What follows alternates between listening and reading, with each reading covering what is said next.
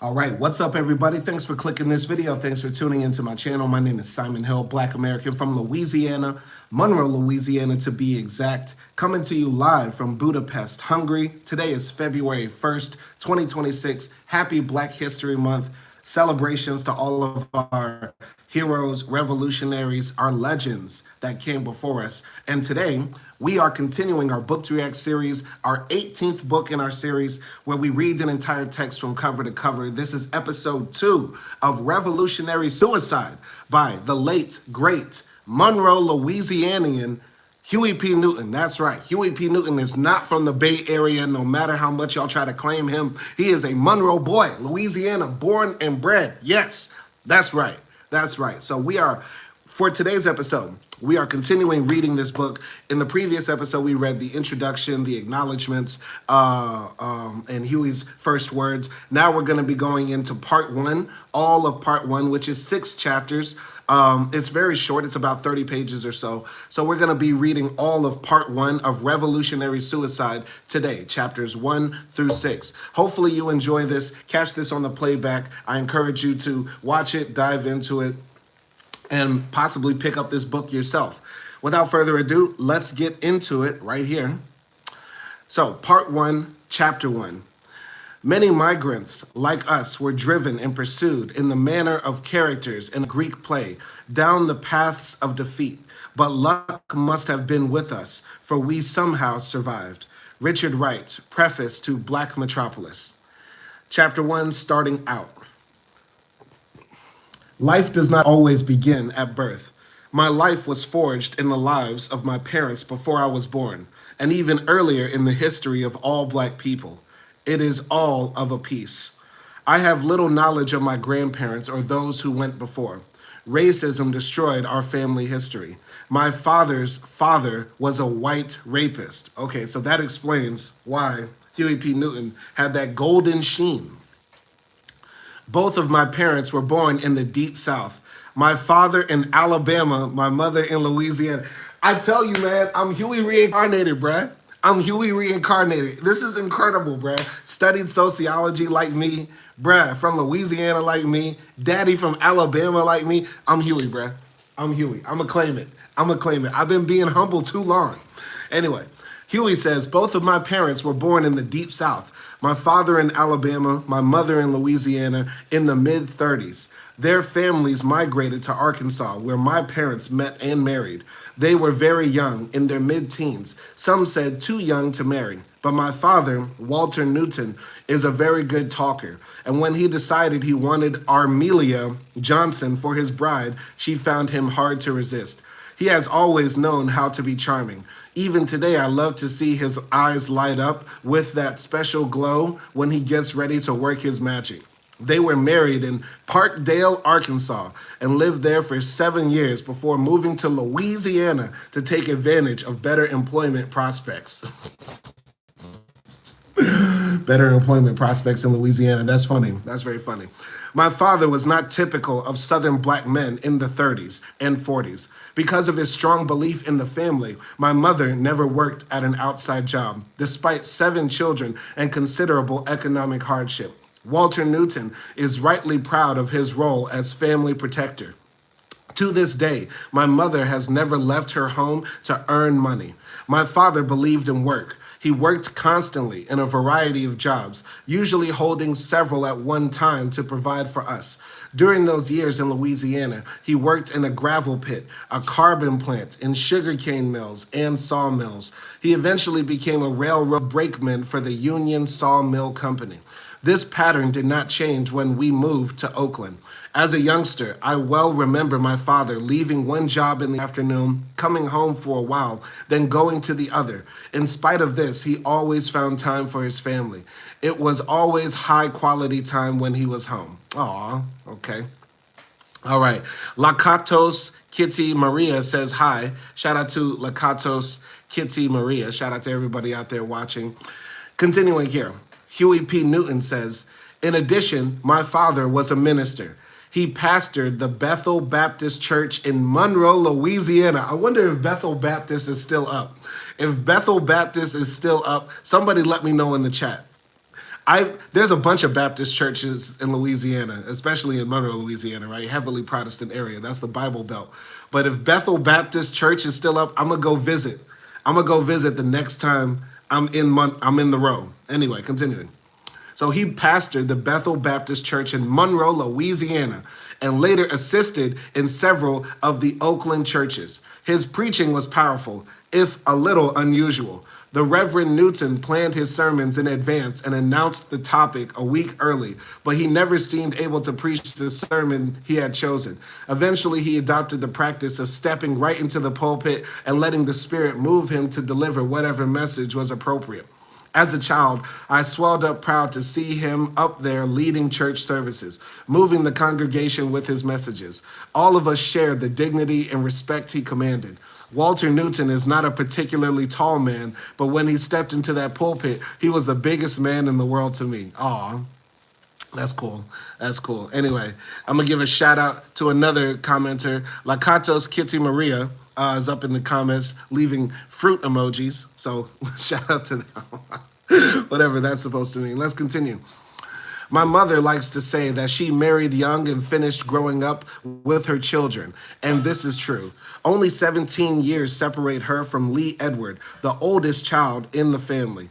When my older brothers and sisters were growing up in Louisiana, Mother was one of their best playmates. She played ball, jack rocks, and hide and go seek. Sometimes my father joined in, rolling tires and shooting marbles and keeping the rules straight. This sense of family fun and participation has helped to keep us close. My parents are more than the word usually implies.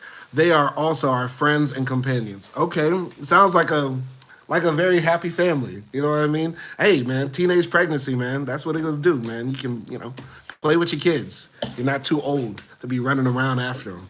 All right, anyway. My mother's sense of humor affected all of us. It was pervasive, an attitude toward life that led us to insight, affection, humor, and understanding with each other. She helped us see the light side in even the most difficult situations. This lightness and balance have carried me through some difficult days. Often when others expect to find me depressed by difficult circumstances, and especially by the extreme condition of prison, they see that I look at things in another way. Not that I am happy with the suffering. I simply refuse to be defeated by it. All right. Shout out to Gyeonshi Suha in the chat. Shout out to them. All right. I was born in Monroe, Louisiana. He said it again. He said it again. Yes, we're proud of Huey P. We're going to claim Huey P for all it's worth. He said it again, straight up in this sentence. Huey P. I was born in Monroe, Louisiana on February 17th, 1942. Coming up in about 2 weeks or so. So rest in peace and happy birthday, Huey P. Newton. Anyway, I was born in Monroe, Louisiana on February 17th, 1942, the last of 7 children. Like other Black people of that time and place, I was born at home. They tell me that my mother was quite sick while she carried me, but Mother says only that I was a fine and pretty baby. My brothers and sisters must have agreed because they often teased me when I was young, telling me I was too pretty to be a boy, that I should have been a girl. This baby-faced appearance dogged me for a long time, and it was one of the reasons I fought so often in school. I looked younger than I actually was, and soft, while encouraged schoolmates to test me. I had to show them. When I went to jail in 1968, I still had the baby face. Until then, I rarely shaved. I mean, what can I say, man? Hey, Monroe, Louisiana, we pretty. We some cute niggas. We cute niggas in Monroe, Louisiana. All right, what could I say?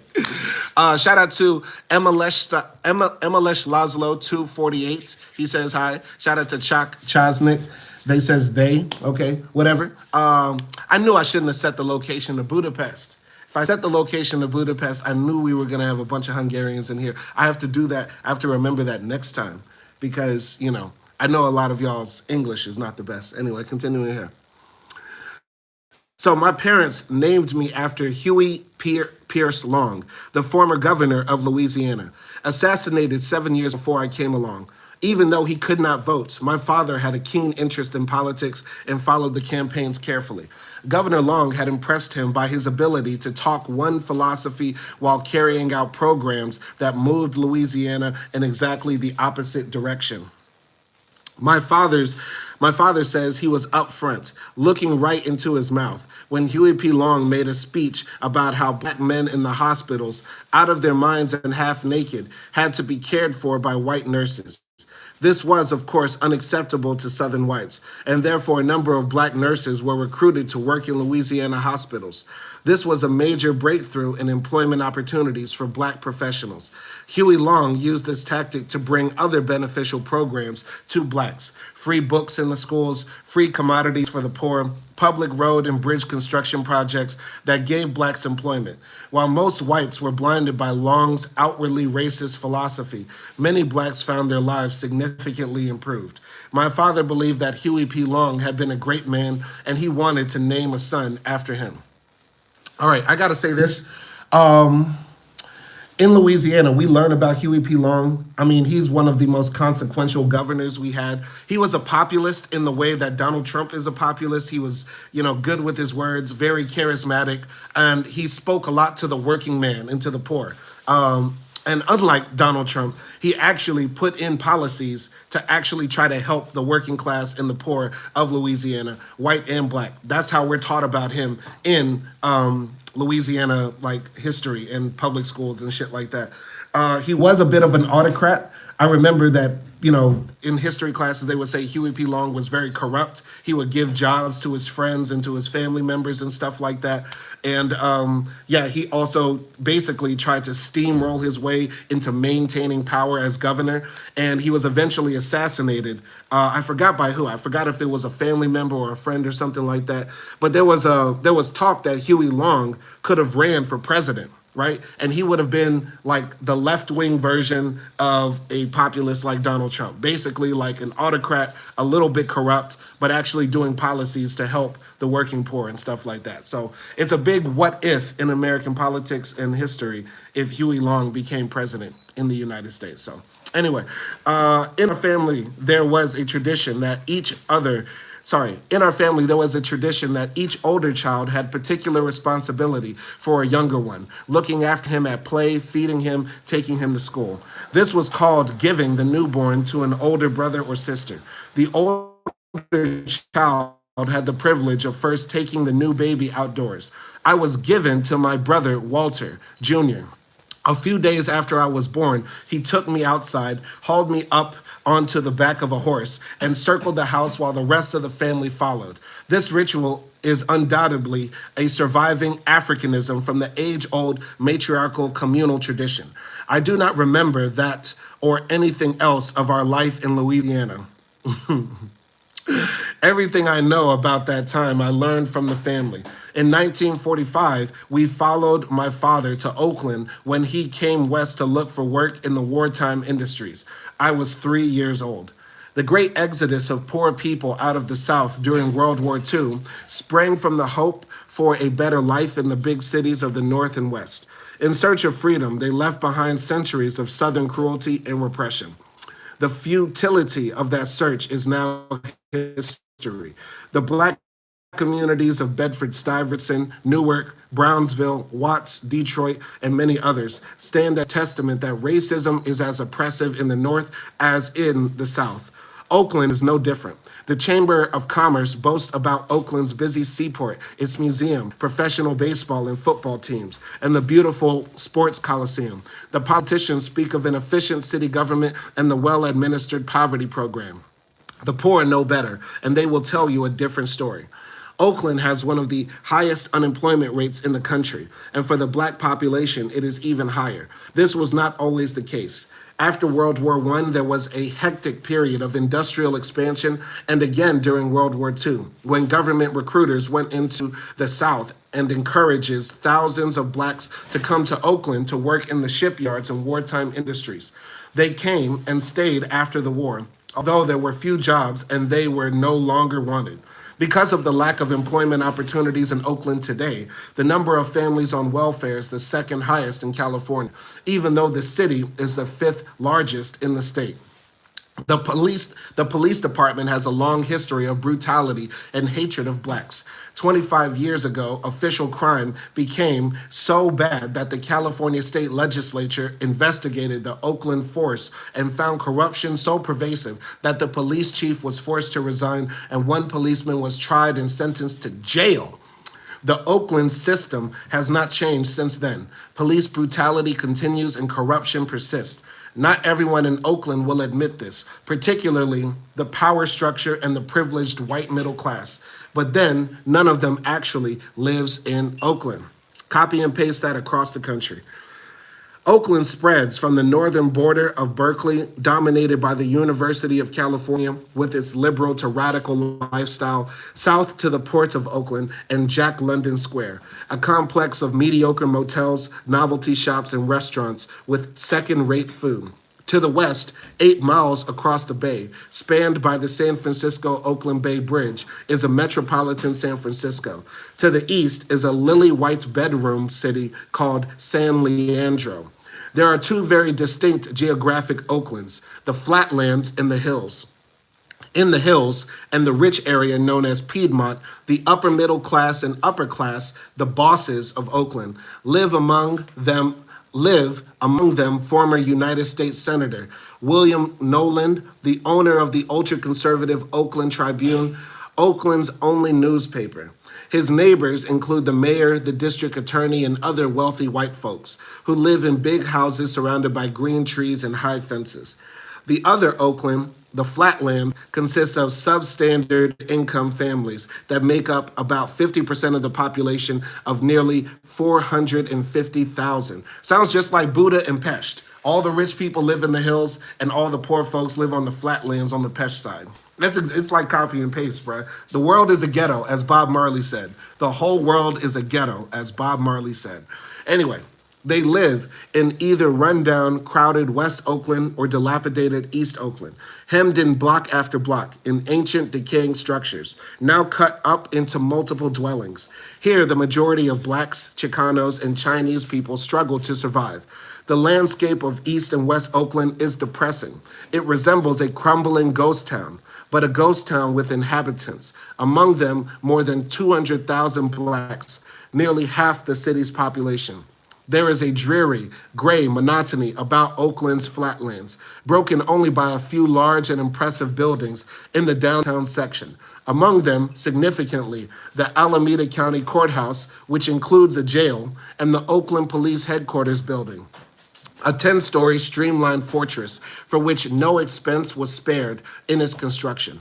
Oakland is a ghost town in the sense that many American cities are. Its white middle class has fled to the hills, and their indifference to the plight of the city's poor is everywhere evident. Well, even though he says he doesn't remember growing up in Monroe, Louisiana, that sounds like Monroe. Basically, it's dead city center. All the whites and all the rich folk live outside in big suburbs. They drive to the city during the weekdays and leave as soon as it's 5 p.m. and everything is just basically dead. Yeah, anyway. Like countless other black families in the 40s and 50s, we fell victim to this indifference and corruption when we moved to Oakland. It was as difficult then as it is now to find decent homes for large families, and we moved around quite a bit in my early years in search of a house that would suit our needs. The first house I remember was on the corner of 5th and Brush Streets in a rundown section of Oakland. It was a 2-bedroom basement apartment and much too small to hold all of us comfortably. The floor was either dirt or cement. I cannot remember exactly. It did not seem to be the kind of floor that regular people had in their homes. My parents slept in one bedroom and my sisters, brothers, and I in the other. Later, when we moved to a 2-room apartment at Castro and 18th Streets, there were fewer of us. Myrtle and Leola had married, and Walter had been drafted into the Army. On Castro Street, I slept in the kitchen. That memory returns often. Whenever I think of people crowded into small living space, I always see a child sleeping in the kitchen and feeling upset about it.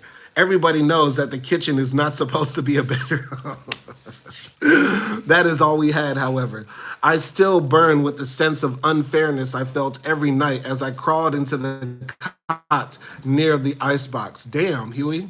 Damn, Huey, sleeping near the icebox in the kitchen. And you know there were roaches, man. You know there were roaches in that kitchen. Anyway, we were very poor, but I had no idea what that meant. They were happy, there were happy times for me, even though we were discriminated against and segregated into a poor community with substandard living conditions. I never felt deprived when I was small. I had a close, strong family and many playmates, including my brother Melvin, who was 4 years older than me. Nothing else was needed. We just lived and played, enjoying everything to the fullest, particularly the glorious California weather, which is kind to the poor. All right. Jordandom in the comments says, hello, tailing a writer surgeon. Okay, I don't know what that means. Once again, if English is your second language, use ChatGPT or Google Translate if you want to say something, because don't embarrass yourself with that. Don't embarrass yourself with that. But I do English lessons. I am an English teacher, so if you want those private classes, holla at me. Send me an email. You know my email. It's not hard to find. It's on my channel. Click the About section, and I will get you right with your English. Anyway, continuing here.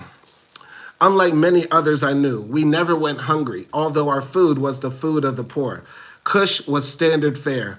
Kush is made out of day-old cornbread mixed with other leftovers, such as gravy and onions, spiced very heavily and fried in a skillet. Sometimes we ate kush twice a day because that was all we had. It was one of my favorite dishes, and I looked forward to it. Now I see that kush was not very nutritious and was downright bad for you if you ate it often. It is just bread, cornbread. Life grew even sweeter when I was big enough, 6 or 7 years old, to play outdoors with Melvin. Our games were filled with the joy and exuberance of innocent children, but even they reflected our economic circumstances. We rarely had store-bought toys. We improvised with the materials at hand. Rats were close at hand, and we hated rats because they infested our homes. One had almost bitten off my nephew's toe, partly because of the hate and partly for the game of it. We caught rats and put them in a large can and poured coal oil into the can, then lighted it. Damn, okay, this is animal abuse. I don't know if that's, is that animal abuse to kill rats by burning them alive? I don't know. The whole can would go up in flames while we watched the rats scoot around inside, trying to escape the fire, their tails sticking straight up like smoking gray toothpicks. Usually they died from the smoke before the flames consumed them. We also despised cats because we were told that cats killed little babies by sucking the breath out of them. We tested the tale about cats always landing on their feet. When we caught cats and took them to the top of the stairs and hurried them down, they would land on their feet. Most of the time. Okay, so he was dropping cats from tall buildings. Huey, animal abuse, Huey. Dirt was a favorite toy. We used it to play at being builders. The roof of the house was our building site. We would climb up there and pull up the dirt-filled buckets behind us with rope, hand over hand to the top of the house, and then dump the dirt down on the other side.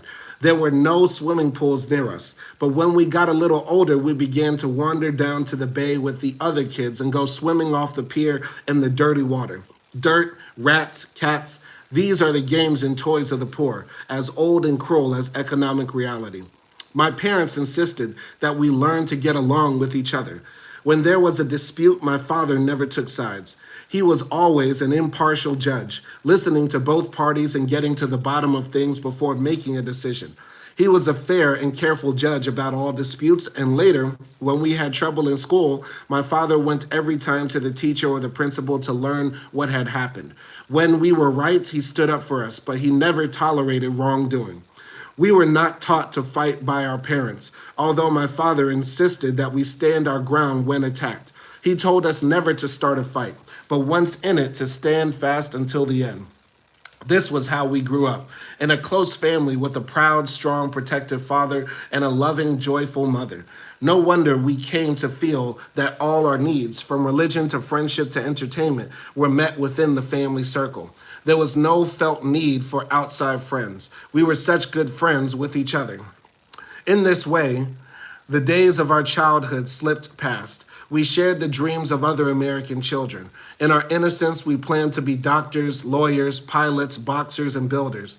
How could we know that we were not going anywhere? Nothing in our experience had shown us yet that the American dream was not for us. We too had great expectations, and then we went to school. Incredible, incredible first chapter. Easy writing, well written, very lucid, very natural. Love the writing style. I mean, what can I say? Monroe, Louisiana, we produce cute niggas who can write well. Cute niggas who can write well is what comes out of Monroe, Louisiana, and Huey P. Newton and Simon Hill Keeps the Trill are the proof. They are the proof. Anyway, we're going on to chapter 2. Chapter 2 of Huey P. Newton's Revolutionary Suicide.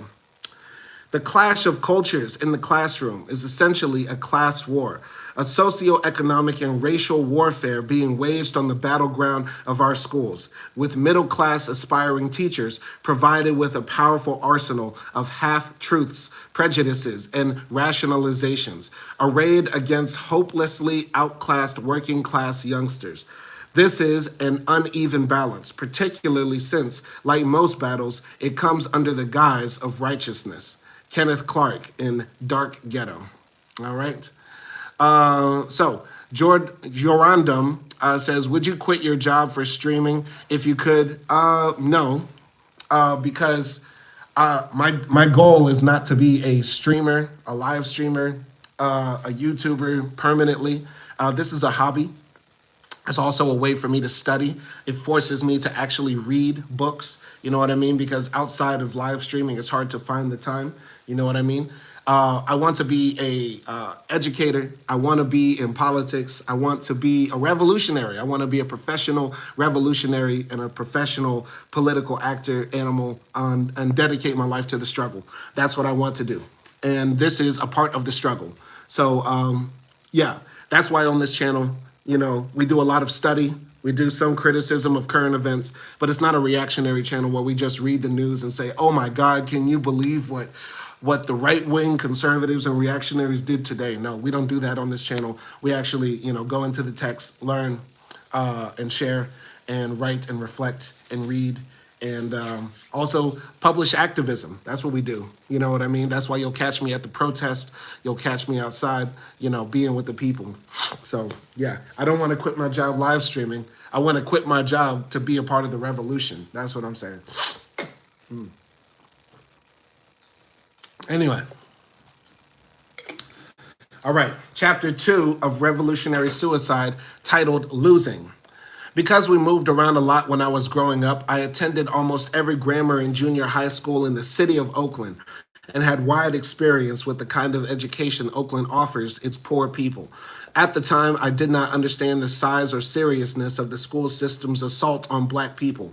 I knew only that I constantly felt uncomfortable and ashamed of being Black. This feeling followed me everywhere, without letup. It was a result of the implicit understanding in the system that whites were smart and Blacks were stupid. Anything presented as good was always white. Even the stories teachers gave us to read in the early grades. Little Black Sambo, Little Red Riding Hood, and Snow White and the Seven Dwarfs told us what we were. Little Black Sambo, that's what they used to give kids to read? Horrific. Horrific.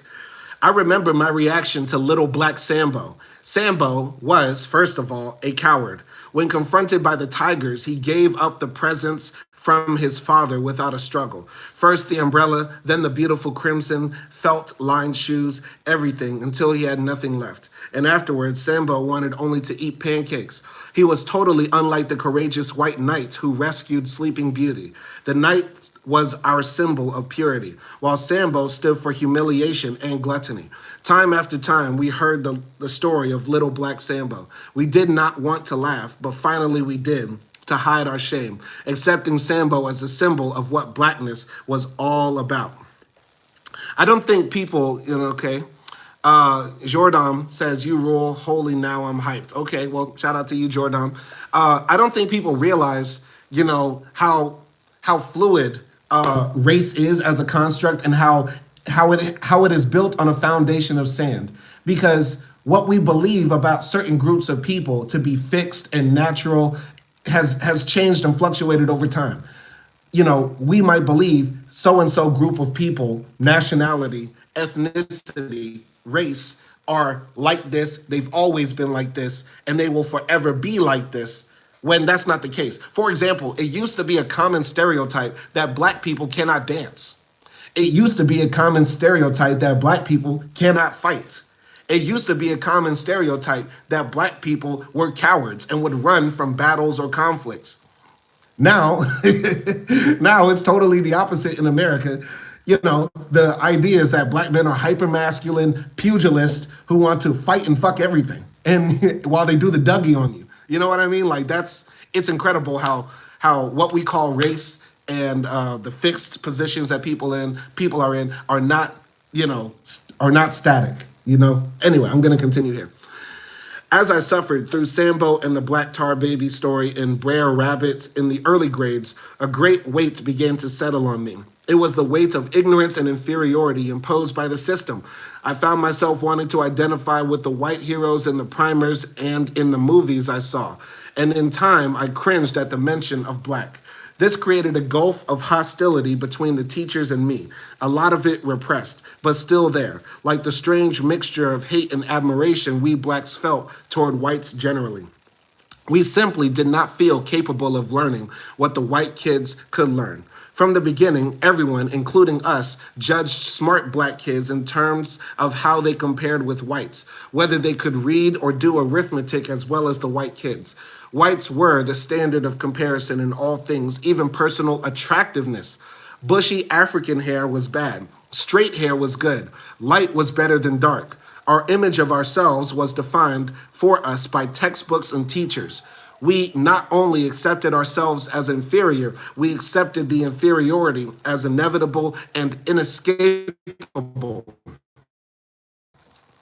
By the 4th or 3rd grade, when we began to do simple mathematics, I had learned to maneuver my way around the teachers.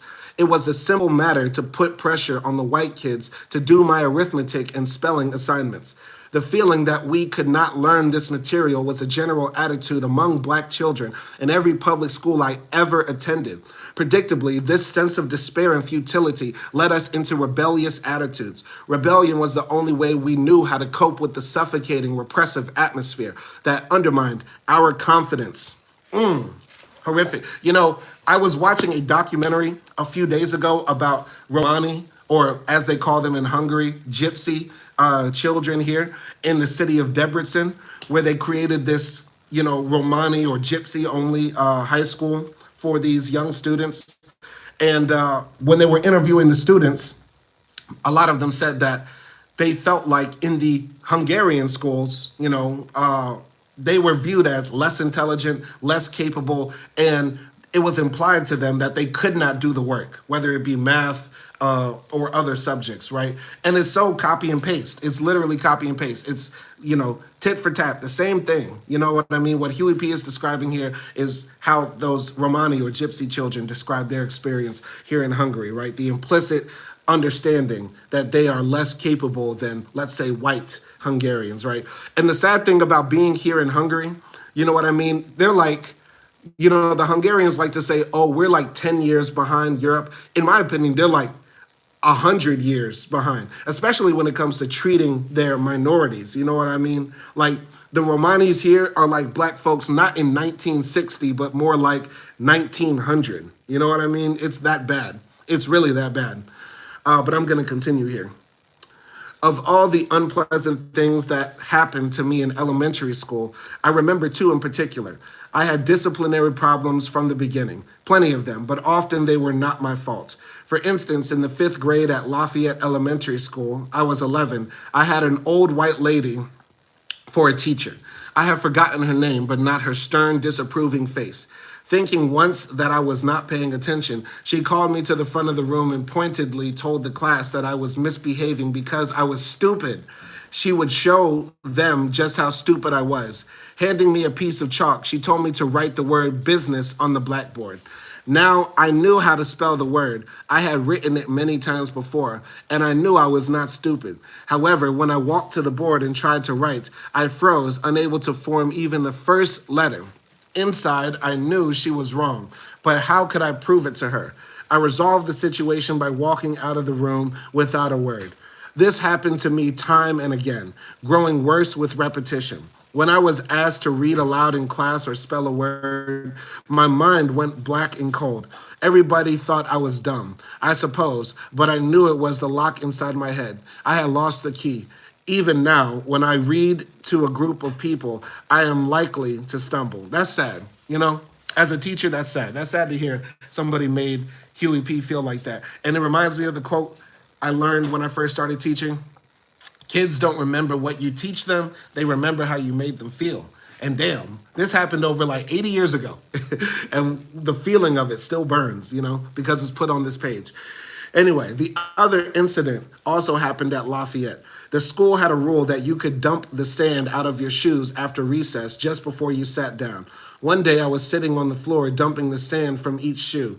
I had quite a lot of sand and dumping it took time. Too much for the teacher, who came up behind me and slapped me across the ear with a book, accusing me of deliberately delaying the class. Without thinking, I threw the shoe at her.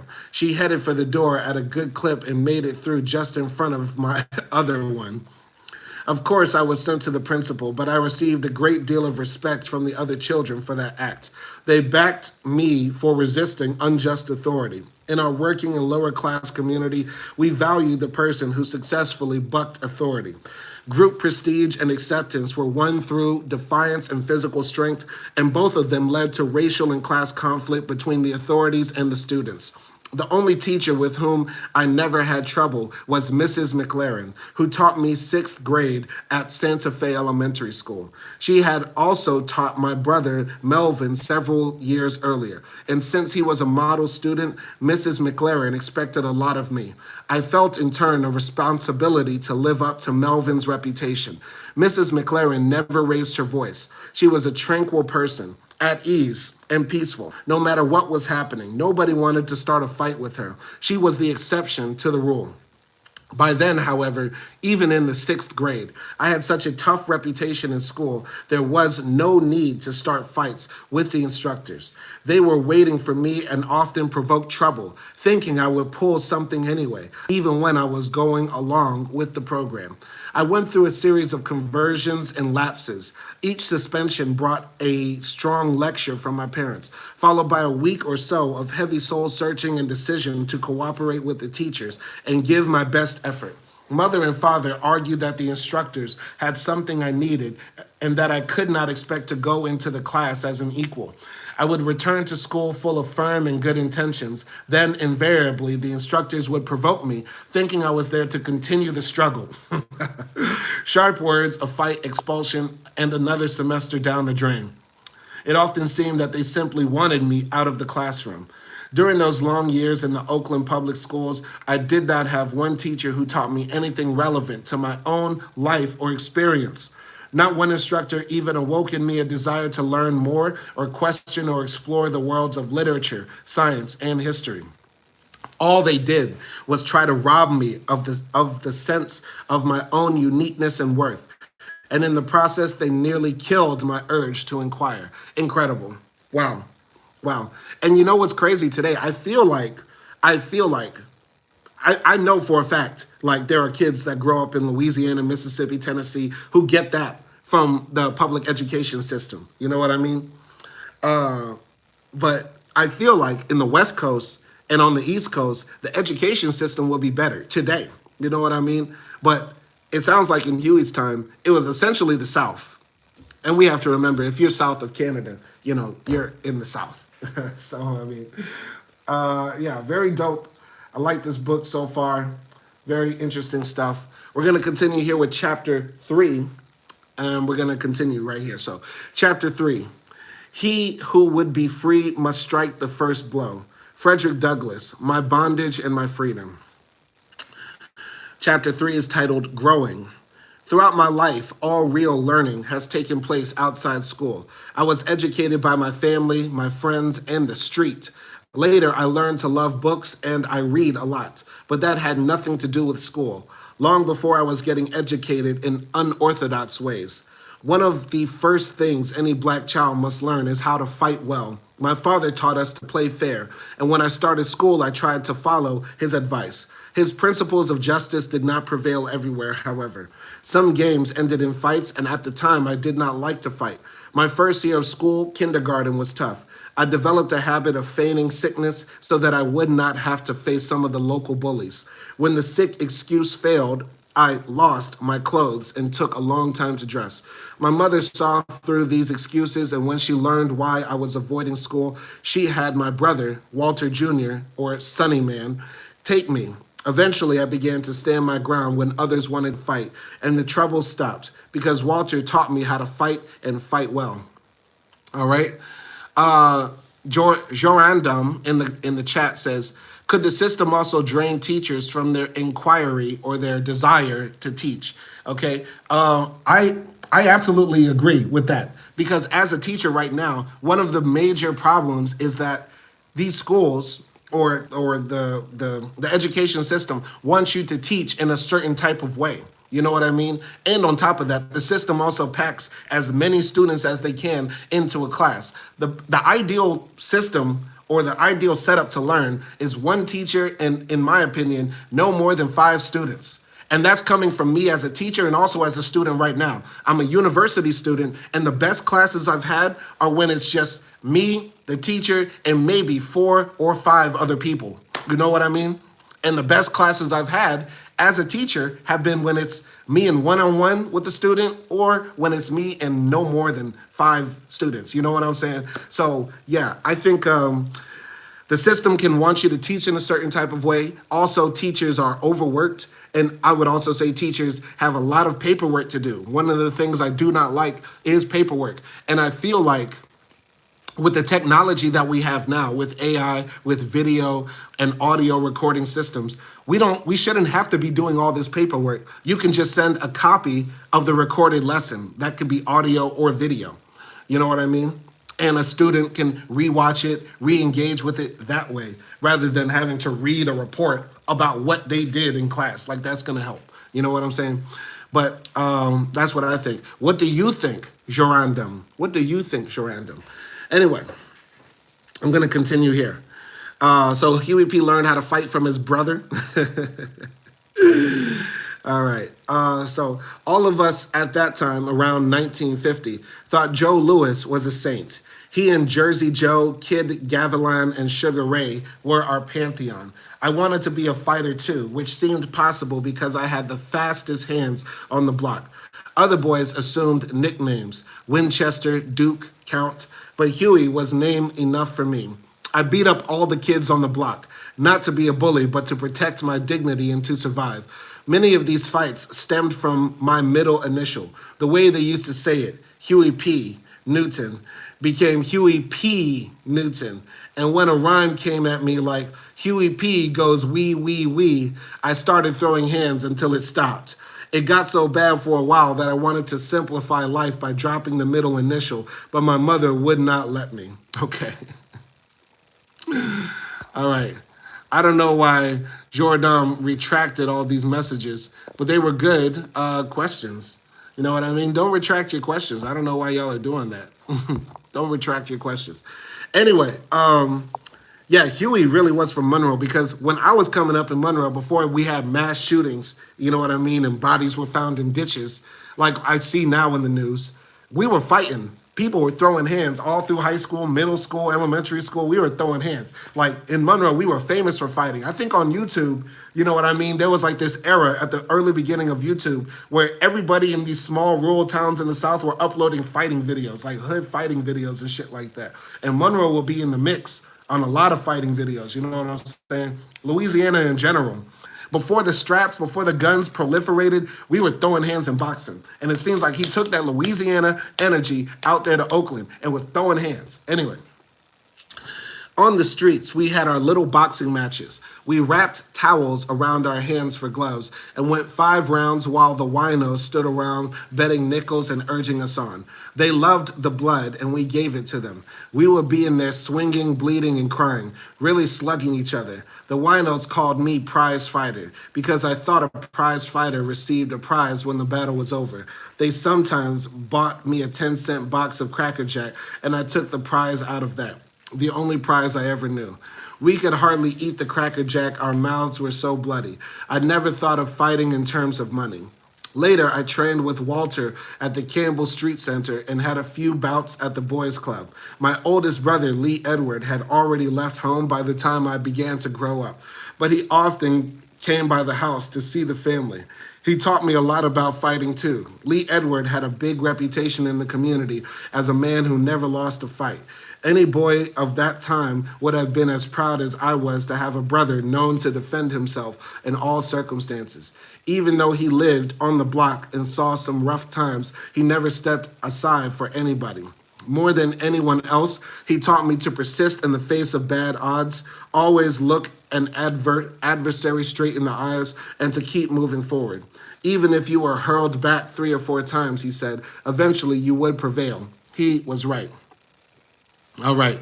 Gorilla Division jumped into the chat. Shout out to Gorilla Division. Okay. Fighting has always been a big part of my life, as it is in the lives of most poor people. Some find this hard to understand.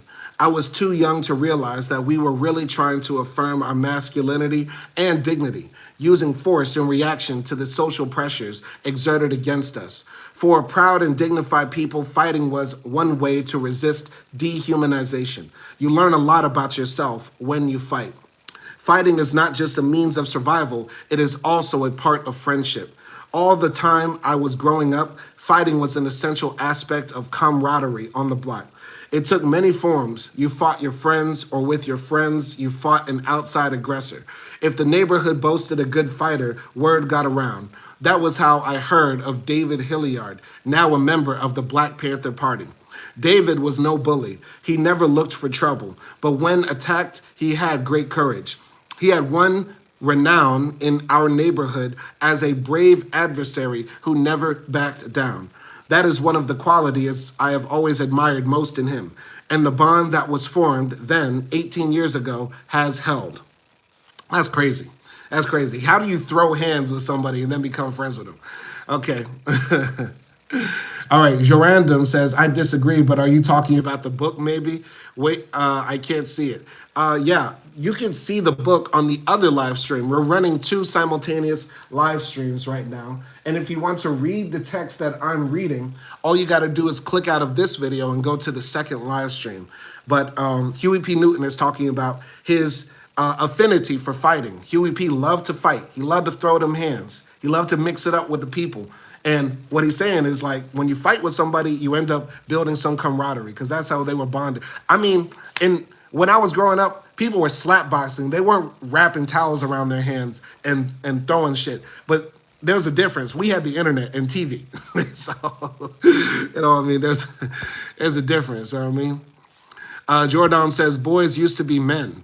Okay. I mean, yeah, but I don't think it's manly to fight. It's just what it is. Anyway, I'm going to continue here. I was 13 years old and just out of elementary school the summer I met David. My family had just moved to North Oakland, where we were at last able to buy a house. David, who had come to Oakland from Alabama not long before, lived down the block from us. We soon became close friends. My parents were very fond of him, and eventually he became like one of the family. We have often wondered whether we may not be kin to one another, since my paternal grandmother was a Hilliard from Alabama. We're all one big family, bro. That's crazy. I wouldn't be surprised. I'm going to say it. I might be tripping. Simon Hill, my daddy's from Alabama. He got that Hill name. Hilliard is not that different. The Hilliard family has roots in Alabama. I don't know. He didn't distinguish, is it Central, Southern, or Northern Alabama? My family roots go to Northern Alabama, but I wouldn't be surprised. We all got the last name of the slave owner. I wouldn't be surprised if some man named Hilliard owned us, and then somebody drops the yard and just, keeps the hill. I wouldn't be surprised. I wouldn't be surprised if I got some roots or ties to Huey P's family in Alabama. Somebody let me know if the Hilliard family in Alabama is still around. I don't know, man. We might got some links. Anyway. David was the constant companion of my early teens, sharing with me all the usual activities of adolescence. Sometimes we spent whole days together, listening to records and rapping. Singing groups were very popular then. I could not sing and still cannot, but David sings well. And he and some of his friends, Joe, Snake, and Early, had a group that practiced every day one summer, hoping to hit it big. Another interest we shared was girls. Some very pretty girls lived next door to David, which made the Hilliard house a popular gathering place. The fall after we met, both of us started junior high school at Woodrow Wilson. Among our friends, there was a pretty girl named Patricia Parks, whom I had known for some time. The truth is, I think I terrified her. When I came on the scene, she would disappear. But when I introduced her to David, they hit it off right away, and later were married. Patricia is not terrified of me anymore. David was part of my education. He still is. The steadfastness of our relationship cannot be put into words. Although we have been friends for 18 years and have been in many fights together against others, we have never quarreled or had a serious disagreement. We are different in many ways, but we respect each other's differences. Beautiful. All right. Joradam says, no, I mean to be mature enough to be friends with a former scrapping opponent. Oh, I agree with that. I agree with that wholeheartedly, yeah. Because I got into a fight. I haven't been in that many fights, but I got into a fight a few years ago with somebody who I considered a very close friend. And I remember throwing hands with him, and he was throwing hands back, and I made it a point not to hit his face. It was just all body shots. And while I was hitting him, I was saying, I love you, bro. Like, why are you doing this to me? You know what I mean? Because we were fighting over something stupid. So we were throwing hands and shit. And this bitch-ass motherfucker said, I can't be friends with you no more. I'm like, bruh, like, that was not even the worst I could have done to you. I could have really put some hands on you and hurt you for real. But this guy, and his name is Abdel, by the way. I put hands on Abdel, and Abdel put hands on me back. We were throwing that shit. But then he said, oh, I can't fuck with you no more. Man, fuck you, bruh. What type of pussy shit is that? For real. Anyway, I'm sorry. I'm still not over that. That bugs me. That bugs me because I had love for Abdel for real. But I was like, you don't want to be friends just because we threw hands like men? You know what I mean? Anyway, I'm going to continue here. So another good friend in junior high was James Crawford. He was a couple of years older than me, but behind in school. James and I used to fight each other a lot, falling out one day and coming together again the next. He could beat up most boys in the school, including me, and whenever we fought, I would lose, but I always came back with some kind of equalizer, a baseball bat or a short piece of rubber hose with a metal insert. He had to give me respect because even when he beat me, I would come back to him. James and I stopped fighting each other in 1953 when we formed a gang called the Brotherhood, which eventually numbered 30 or 40 regular members, all of them 7th and 8th grade black boys. Another gang of 9th graders were our allies. Crawford and I were the leaders. The Brotherhood, one of the few gangs in North Oakland, was a direct response to white aggression at school. At that time, blacks were a small minority at Woodrow Wilson, and all the blacks there viewed each other as blood relations. We called ourselves brothers or cousins and banded together to fight racist students, faculty, and administration. Back then, white staff people and students routinely called black people niggas, and tension was high. Let's repeat that. Back then, it was common in the public school for the students and the staff who were white to call the black students niggas, the N-word, hard R. Think about that, man. That's crazy. That's America for you, baby. That's America. Continuing here. Black students stuck together on the playground, too. We had outgrown hide-and-go-seek, King of the Mountain, and Ring-a-Levio, but our game still reflected our poverty. We spent hours rolling dice and pitching and flipping pennies. Since none of us ever had enough money to buy lunch or even milk, we gambled for these things. We also played what some kids called capping or the dozens. This is a game of verbal assault in which kids insult each other by talking about sexual liberties they have taken with the opponent's mother. It is a very common game in the black community. My contests would often end in fights because I was no good at putting people in the dozens. In the mornings, David and I often talked about how to cap Crawford. But when we got to school, Crawford usually outcapped us. A typical dozens from Crawford might go like this. Motorcycle, motorcycle, going so fast. Your mother's got a pussy like a bulldog's ass. Okay. They were just words, and we were good friends in spite of it. Really tight partners. All right. Corinne Harper 9548 says hi from Great Britain. Cheerio. Cheerio. Hello, governor. My years in junior high were a repeat of elementary school. The teachers attempted to embarrass and humiliate me, and I countered defiantly to protect my dignity. While I did not see it at the time, fierce pride was at the bottom of my resistance. These struggles had the same result. I continued to be suspended from school. My parents, the principal, and the counselor lectured me for hours, and I would again make up my mind to knuckle under and go along. As soon as I hit the classroom, however, there would be another provocation, another visit with the principal, and back on the streets again. It was a kind of revolving door. Each week, things were the same. The one class I took in junior high school that was not painful was a cooking class taught by the only black teacher I had in all my years at school, Miss Cook. There was a reason for my taking this class. Most of the white kids have money to buy their lunch, but my family could not afford that. Since I was too proud to bring my lunch in a brown paper bag and be ridiculed by my friends, I took cooking and eating. It was either that or gambling or stealing from the white kids. Crawford and I were in the same class, and we were always getting kicked out together. I remember clearly one of the teachers at Woodrow Wilson, Mrs. Gross. We had her 3 periods every day in what was called the dumb class. Only blacks were in it. We spent each day gambling and poking each other and generally raising hell. Crawford would shoot a rubber band at me, or I would slap him on the head, and then we would fight, and Mrs. Gross would kick us out. Sometimes she sent us to the principal's office, and sometimes she told us to stand in the hall. When we were booted from one of her classes, we were out for the whole day. It was a form of liberation from the dumb class. Her class was particularly bad during reading sessions. We hated being there to begin with because we were not interested in what Mrs. Gross was saying. When the reading aloud sessions came, we were frantic to get out. We could not read, and we did not want the rest of the class to know it. The funny thing is that most of the others could not read either. Still, you did not want them to know it either. At the time and earlier, I associated reading with being an adult. When I became an adult, I would automatically be able to read too. It was a skill that people naturally acquired in the process of maturation.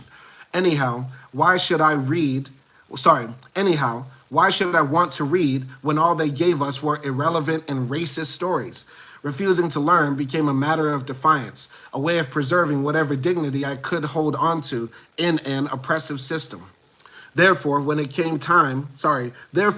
was time for Crawford or me to read, we made a conscious effort to get kicked out of class, and we were usually successful. Then we would sneak out of the school and steal a bottle of wine or ride our bikes to one of our parents' houses and while away by the day playing cards. Later, after school let out in the afternoon, we often sneaked into the movies with other kids or went to David's house and listened to records and danced with the girls. This is pretty much the way things went all during junior high. On the surface, my record was dismal, yet those years were not significantly different from the adolescence of many blacks. We went to school and got kicked out. We drifted into patterns of petty delinquency. We were not necessarily criminally inclined, but we were angry. We did not feel that stealing a bottle of wine or cracking parking meters was wrong. We were getting back at the people who made us feel small and insignificant at a time we needed to feel important and hopeful. We struck out at those who trampled our dreams. James Crawford had his dreams. He dreamed of becoming a great singer. There were days when Melvin and I sat listening for hours while James sang in his beautiful tenor voice. He was also a good cook and dreamed of opening a restaurant. James Crawford was talented, but the educational system and his psychological scars held him back. He never learned to read. To this day, he cannot read. His fear of failure was reinforced rather than helped by those charged with his education, and his dreams slipped away. As he became more fearful and frustrated with each passing year, James was finally expelled from school as an undesirable. Gradually, he sank into alcoholism and has been in and out of state mental hospitals since our school years. His face is scarred where the police beat him. That is the story of my friend James Crawford, another dream blown to hell. Sad, very sad. Almost brings a tear to your eye. And it reminds me of in Malcolm X's book when he spoke about all the genius black people he met in Harlem, right? Who could do incredible mathematical calculations in their head and could have incredible oratory skills and reasoning abilities and ways to convince people with words and things like that, and how their lives were just sort of shattered because of racism and lack of opportunities and things like that. Very similar to Malcolm X's book. This is what we're going to do. We're going to wrap it up here. We're going to stop right here on chapter 4 of Revolutionary Suicide by Huey P. Newton. We've been reading for about an hour or so. We read about 3 chapters. I don't want to overdo y'all and hit y'all too much. So we're going to stop after reading those first 3 chapters of Revolutionary Suicide, where he talks about growing up in Louisiana, then going to Oakland, and how the school system basically, broke his spirit. We're going to read the next 3 chapters in our next live stream, possibly tomorrow. Hopefully you enjoyed this. Shout out to everybody who joined in the live stream. Shout out to Corinne Harper, Jorandom. Shout out to Gorilla A Division. Shout out to Chak Saznik, Emeshe Laszlo, Lakatosh Kitty, and yeah, everybody else who's watching this in the playback. And by the way, don't redact your messages. Leave your messages up. You know what I mean? Leave them up. Leave them up because we want to see what the people have to say. All right? Y'all be easy out there. Catch you tomorrow for Revolutionary Suicide, episode 3, and peace.